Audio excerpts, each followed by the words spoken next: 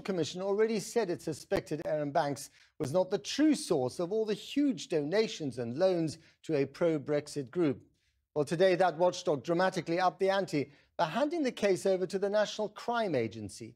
It said it would investigate whether the funding by Mr. Banks, along with a number of individuals and organisations linked to him, broke electoral law during the 2016 referendum. Mr. Banks welcomed the inquiry. So just where did that cash come from? Here's our political correspondent, Michael Crick.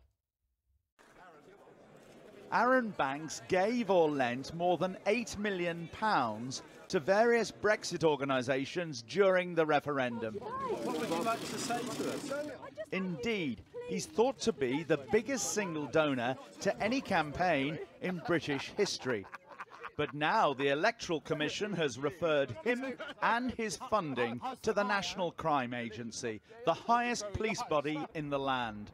The Commission say they've reasonable grounds to suspect that Mr. Banks and his firms were not the true source of the £8 million, that he and others concealed the true details of these financial transactions, and that various criminal offences may have been committed. Arron Banks shot to fame 4 years ago when he announced from the lawn of his lavish country home that he was giving £1 million to UKIP. Well, someone has to fund us. You know, we have to have money. We haven't got... It was the size of that gift and his cheeky manner which prompted questions then and ever since as to how rich Banks really is and how he made his money. Point as well. I'm a self-made person. I made my money from a desk and 2 telephones. So I resent your kind of comment that I'm some sort of rich Tory.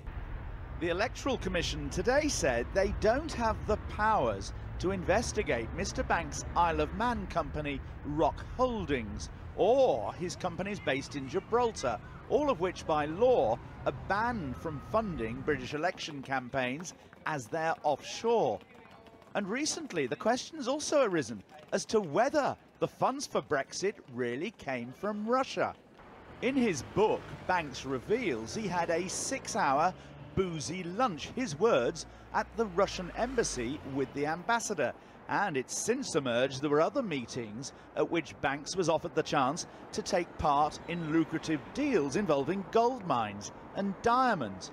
Kathy Newman recently asked the Russian ambassador about it. And he was one of the persons, whom we meet because, I was curious why he's giving so much money. Then there's the Southern African connection. Earlier this year, Channel 4 News investigated several diamond mines in the region, which Mr. Banks had once said were one source of his wealth. Diamond mines? Diamond mines, yes, in Kimberley. We own 7 mines there, not all of them, but there's quite a cluster. And, what's that worth? Quite a lot. But we found several mines shut, and evidence they'd been losing money and struggled to pay wages. You understand that there's no people that there's no production there. No production at No all? production at all. In court documents, Banks's former business partner in the mines claimed Banks had tried to plug the financial hole with Russian cash. But some of those funds, he alleged, were diverted to pay for Brexit. The Leave campaign won the referendum. Arron Banks has always denied such allegations, but when MPs tried to ask him about the source of his wealth earlier this summer, he ended up walking out. I'm sorry, but there it is. Mr. Banks, who's fishing in Bermuda right now, today issued this statement. I am pleased that the Electoral Commission has referred me to the National Crime Agency. I am confident that a full and frank investigation will finally put an end to the ludicrous allegations levelled against me and my colleagues. There is no evidence of any wrongdoing from the companies I own. I am a UK taxpayer and I have never received any foreign donations. The Electoral Commission has produced no evidence to the contrary. The Electoral Commission has referred me to the National Crime Agency under intense political pressure from anti-Brexit supporters. When I got hold of Arron Banks on the telephone this afternoon, he insisted that all the money he gave and lent to the Brexit campaigns was ultimately his money. The profits in large part, he says, of his insurance business, in which he has 500,000 motoring customers and a turnover of more than £250 million a year. And he complained that the allegations that the Electoral Commission was making had not been put directly to him before they sent them to the National Crime Agency. But the Electoral Commission replied to us tonight that they've had extensive correspondence with Mr Banks on these matters and his colleague Elizabeth Bilney. Their answers changed over time, the Commission told us, and company accounts and bank account records they allege were not consistent with what they said. Michael Crick reporting. Well, earlier I spoke to Damien Collins MP, who chairs the Digital, Culture, Media and Sports Committee.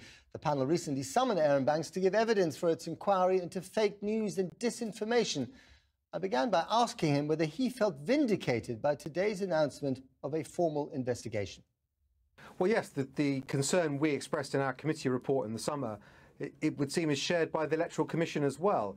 We said that if it wasn't clear what the real source of the funds were that allowed Arron Banks to make these very large donations to Leave.eu, then it should be referred to the National Crime Agency to investigate. And the Electoral Commission have come to the same conclusion.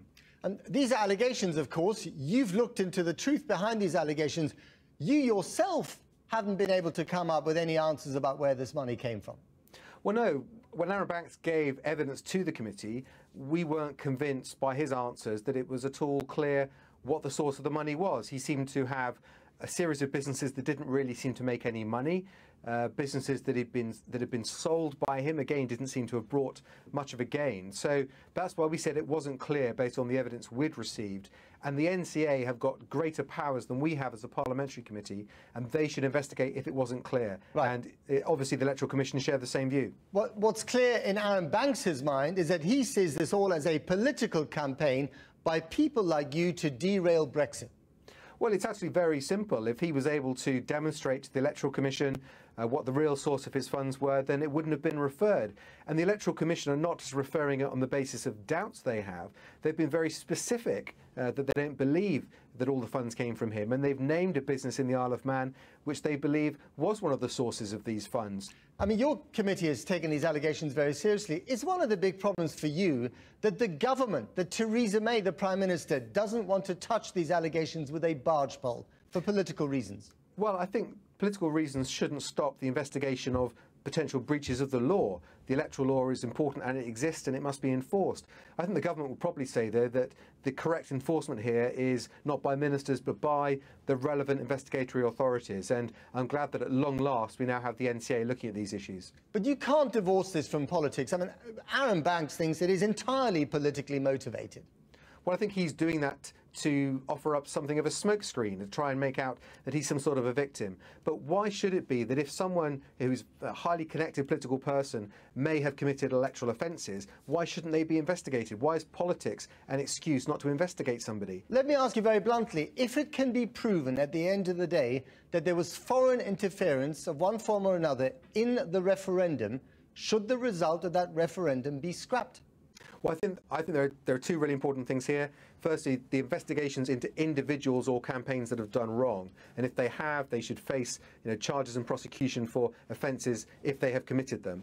The issue of whether that affects the outcome of the referendum as a whole is ultimately not a decision for the police or the National Crime Agency. That ultimately is a decision for the British people and for Parliament, and I don't think we could really speculate on that until we know whether these offences have been committed. Damien Collins, thank you very much. Thank you. Now,